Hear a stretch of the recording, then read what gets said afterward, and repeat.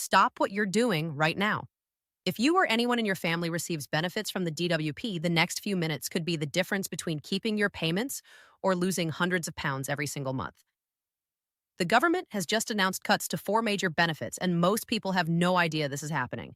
By the end of this video, you'll know exactly whether you're affected and what you need to do immediately to protect yourself. Welcome to Pension Path UK, your trusted source for everything related to pensions, benefits, and financial security in the United Kingdom. I'm here to cut through the confusion and bring you the information that really matters to your wallet. If you're new here, please hit that subscribe button and turn on notifications, because we're one of the few channels that will tell you the truth about these changes before it's too late. Right now, across the country, thousands of people are opening letters from the DWP that are changing their lives overnight. Payments are being reduced, eligibility requirements are being tightened, and the safety net that millions of families depend on is shrinking. The worst part is that many people won't even realize they're affected until their next payment arrives, and it's significantly less than they expected. This isn't fear-mongering, this is reality, and I'm going to give you all the facts so you can take action today. Let me start by being completely clear about what we're dealing with. The Department for Work and Pensions has implemented sweeping changes across four of the most widely claimed benefits in the UK. These aren't minor adjustments or tweaks to the system. These are substantial cuts that will impact millions of households. And the DWP has been remarkably quiet about just how severe these changes really are. So let's break down each one, and I'll tell you exactly what you need to watch out for. The first benefit that's being slashed is universal credit. Now, if you're one of the over 6 million people currently receiving universal credit, you need to listen very carefully to this section. The government has introduced what they're calling enhanced compliance measures, but what that really means is stricter rules, more frequent checks, and a system that's looking for any reason to reduce your payments or stop them altogether. The biggest change affecting universal credit claimants is the complete overhaul of work capability assessments. If you're receiving the limited capability for work element or the limited capability for work and work-related activity element, you're in the firing line.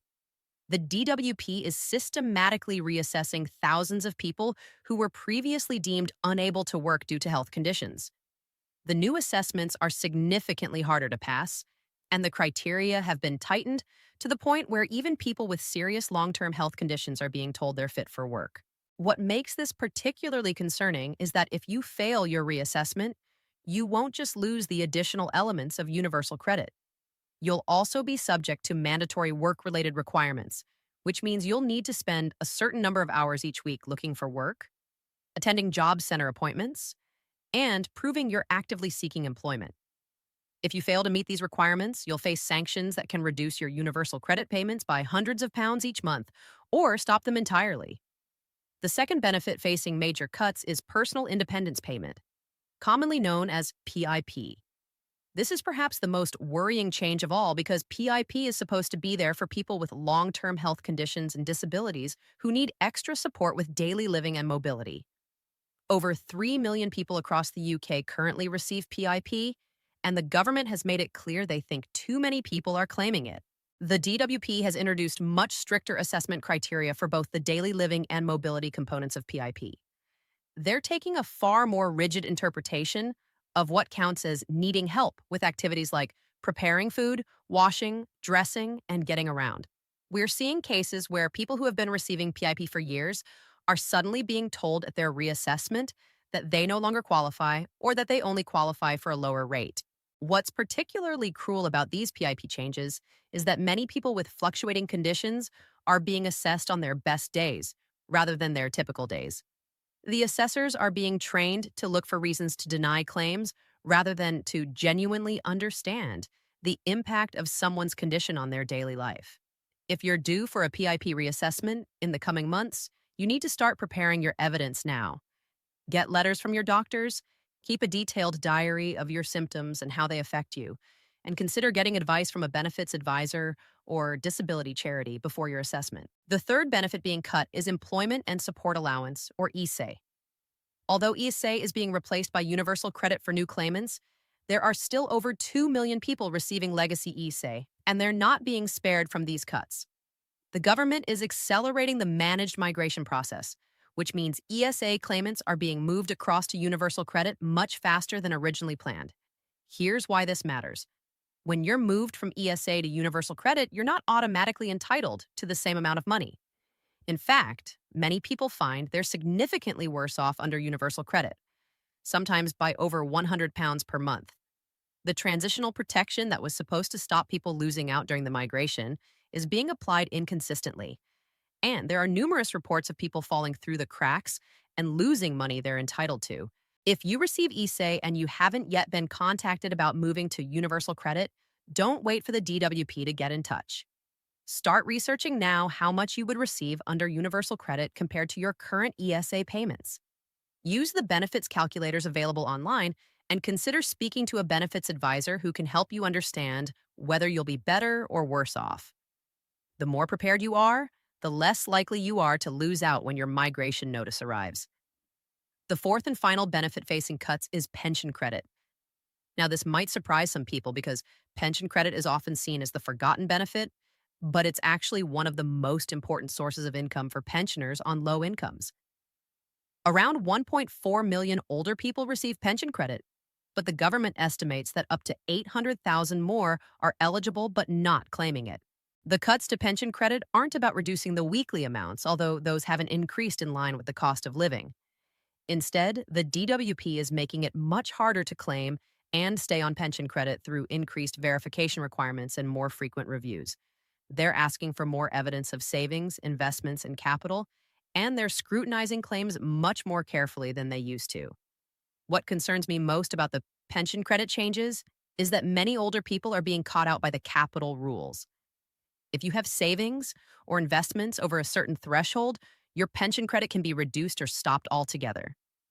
The problem is that many pensioners don't realize that certain things count as capital for pension credit purposes. Premium bonds, certain types of ISAs, and even property you own but don't live in can all affect your entitlement. So now you know about the 4 benefits being cut. But what does this actually mean for you? First and foremost, if you receive any of these benefits, you need to be proactive. Don't wait for the DWP to contact you about changes. Log into your Universal Credit account regularly. Check your post for letters from the DWP and stay informed about what's happening with your specific benefit. If you have a review or reassessment coming up, preparation is absolutely crucial. Gather all your medical evidence, get supporting letters from healthcare professionals, and make sure you clearly explain how your condition affects your daily life. Don't downplay your difficulties or put on a brave face during assessments. The assessors need to see the reality of what you deal with day to day. Consider getting independent advice before any assessment or review. Citizens advice, local disability charities, and benefits rights organizations can provide free support and guidance. They can help you understand what the assessors are looking for and how to present your case in the strongest possible way. Many people who attend assessments without proper preparation end up with decisions that don't reflect their true circumstances. If you disagree with a decision about your benefits, don't just accept it. You have the right to request a mandatory reconsideration and, if necessary, appeal to an independent tribunal.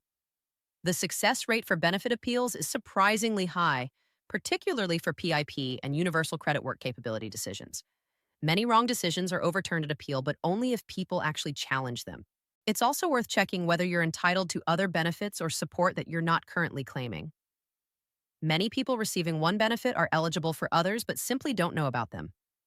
The Turn to US Benefits Calculator is an excellent free tool that can show you what you might be entitled to based on your circumstances. Looking ahead, I expect these cuts to continue and possibly even deepen. The government has made it clear that reducing the welfare bill is a priority, and that means more reassessments, stricter criteria, and tougher compliance measures. The best thing you can do is stay informed, stay organized, and don't be afraid to fight for the support you're entitled to. Before I wrap up, I want to remind you that you're not alone in dealing with these changes. Millions of people across the UK are facing the same challenges, and there are organizations and individuals who want to help. Don't suffer in silence or struggle on your own. Reach out for support, whether that's from official benefits advisors, charities, or communities like ours here at Pension Path UK. If you found this video helpful, please give it a thumbs up and share it with anyone who might be affected by these benefit cuts. The more people who know about these changes, the better prepared we all are to deal with them. Leave a comment below if you have questions or if you've been affected by any of these changes. I read every comment, and I'll do my best to point you in the right direction for help and advice. Don't forget to subscribe to Pension Path UK and hit that notification bell so you're always among the first to know about important changes to pensions and benefits. We're committed to bringing you clear, honest information that helps you protect your financial security. Thank you so much for watching. Take care of yourselves, and I'll see you in the next video where we'll continue to keep you informed about everything that matters to your money.